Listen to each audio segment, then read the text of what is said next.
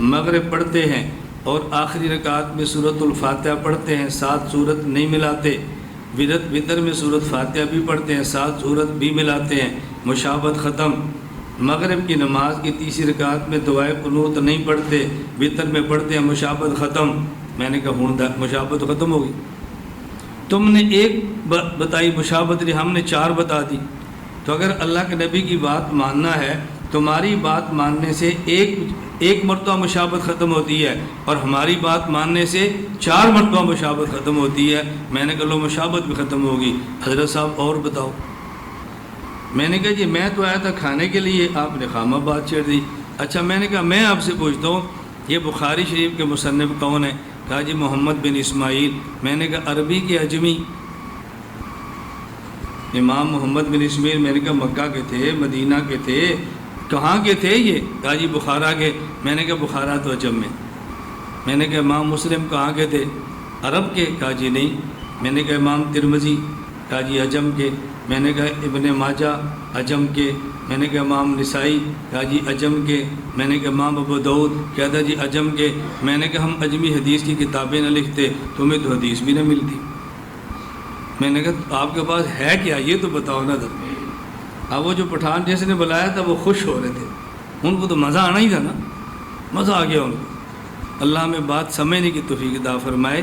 میں نے تھوڑی سی بات درمیان میں اس لیے چھیڑی ہے کہ جب بھی کوئی آدمی بات کرے تو علمی بات کرنی چاہیے، غیر علمی کرنی چاہیے؟ علمی بات کرو تاکہ اگلے بندے کو بھی سمجھ آئے۔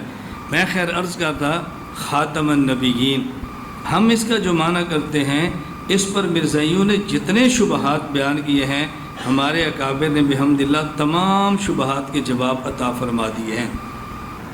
ایک جو اہم شبہ جس کو میں نے چھیڑنا ہے نا وہ بڑا اہم ہے، وہ کیا؟ مرزا غلام احمد قادیانی کا موقف یہ تھا کہ خاتم النبیین کا معنی یہ ہے کہ حضور اکرم صلی اللہ علیہ وسلم نبوت کا مرکز ہیں، توجہ رکھنا، نبوت کا مرکز ہیں، مقام اور مرتبہ جو حضور کا ہے نا وہ کسی اور نبی کی نہیں ہے۔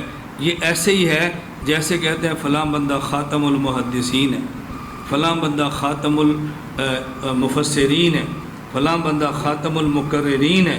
تو جس طرح ہم یہ کہتے ہیں نا خاتم المقررین، اس کا معنی کیا ہوتا ہے؟ اس جیسا خطیب کوئی نہیں، اس جیسا محدث کوئی نہیں۔ ہم علامہ انور شاہ کشمیری کو دیوبند والے کہتے ہیں خاتم المحدثین۔ اس نے کہا تم نہیں کہتے خاتم المحدثین؟ اس کا معنی ہے کہ ان سے بڑا محدث کوئی نہیں، باقی سب چھوٹے ہیں۔ تو حضور خاتم النبیین، اس کا معنی یہ ہے کہ حضور کا مقام اور مرتبہ نبیوں میں سب سے اوپر ہے، حضور جیسا کسی کا مقام نہیں۔ یہ مطلب نہیں کہ ان کے بعد کوئی نبی نہیں آنا۔ آپ بتاؤ کتنا مضبوط شبہ ہے، کتنا عجیب اعتراض کیا اس نے۔ اللہ حضرت نانوتوی کی قبر پر کروڑوں رحمت نازل فرمائے۔ نانوتوی رحمۃ اللہ علیہ بھی خاتم النبیین کا یہ معنی کرتے ہیں کہ خاتم النبیین کا معنی یہ ہے حضور نبوت کے مرکز ہیں، حضور پر مقام و نبوت ختم ہے، حضور کا مقام نبیوں میں سب سے زیادہ ہے۔ حضرت بھی یہ کرتے ہیں اور مرزا بھی یہ کر رہا ہے۔ تو لوگ کیا کہتے ہیں کہ دیکھو جو معنی مرزائی کرتے ہیں وہی تو مولانا نانوتوی کرتے ہیں، دونوں میں فرق کیا ہوا؟ مولانا نانوتوی نے دروازہ کھولا ہے، وہاں سے مرزا نکل آیا، تو نبوت کا دروازہ تو تم نے کھولا ہے۔ اب اچھی طرح بات سمجھنا حضرت کیا فرمانا چاہتے ہیں۔ حضرت فرماتے ہیں پہلے آیت کو سمجھو، آپ کے پاس وقت ہے نا؟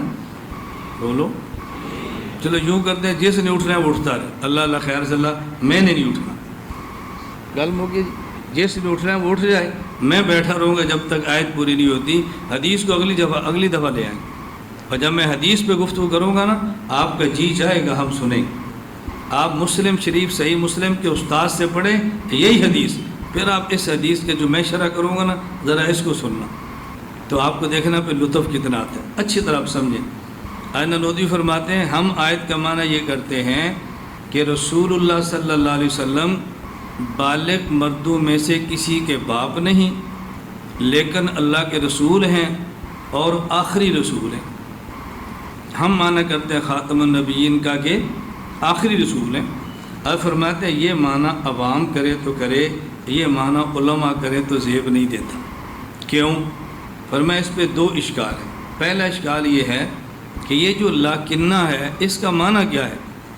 عربی زبان میں لاکن کیوں آتا ہے؟ لیکن سے ایک کلام پہلے ہے اور ایک کلام بعد میں ہے۔ جو لیکن سے پہلے کلام ہوتا ہے اس میں ایک شبہ ہوتا ہے، لیکن کے بعد والا کلام اس شبہ کو دور کرتا ہے۔ اس شبہ کو آپ نے کہا ما کان محمد ابا احد من رجالکم، حضور صلی اللہ علیہ وسلم کا کوئی بچہ بالغ نہیں ہوا، نابالغ تھے اور فوت ہو گئے۔ حضور کسی بالغ بچے کے باپ نہیں ہیں لیکن اللہ کے رسول ہیں۔ بتاؤ وہ کون سا شبہ ہے جو لیکن نے دور کیا ہے؟ لیکن اللہ کے رسول ہیں اور رسول بھی آخری ہیں، تو بتاؤ کون سا شبہ پیدا ہوا ہے جو اس جملے نے دور کیا ہے؟ رسول بھی ہیں اور آخری بھی ہیں، اس سے کون سا شبہ دور ہوا ہے؟ تو لیکن کا فائدہ پھر کیا ہوگا؟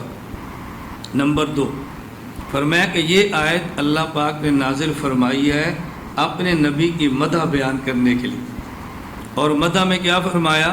محمد صلی اللہ علیہ وسلم آخری نبی ہیں۔ آخری ہونا تو مدح ہوتا ہی نہیں، آخری ہونا تو مدح ہوتا ہی نہیں۔ ابو بکر صدیق خلفۂ راشدین میں پہلے خلیفہ ہیں اور حضرت علی بولو آخری خلیفہ ہیں، افضل کون ہے؟ کہو نا علی المرتضیٰ، وہ خاتم الخلفاء راشدین ہے، کہو نا۔ اب سمجھ آ گئی؟ حضرت سمجھانے کے لیے فرماتے ہیں شیخ عبد القادر جیلانی پہلے ولی ہیں اور یہ ہمارے شیخ آخری ولی ہیں، افضل کون ہے؟ بولو کون؟ ہمارے پیر صاحب چونکہ آخری ہیں۔ بھائی یہ مدینہ علم میں 10 صفحے ہیں، یہ صفحے اول کا نمازی ہے، وہ صفحے آخر کا نمازی ہے، افضل کون ہے؟ تو پھر اس میں حضور کی فضیلت کیا ہو گئی کہ آپ آخری نبی ہیں؟ اب بتاؤ، مولانا حضور کا اشکال سمجھو، پھر جو آپ سمجھ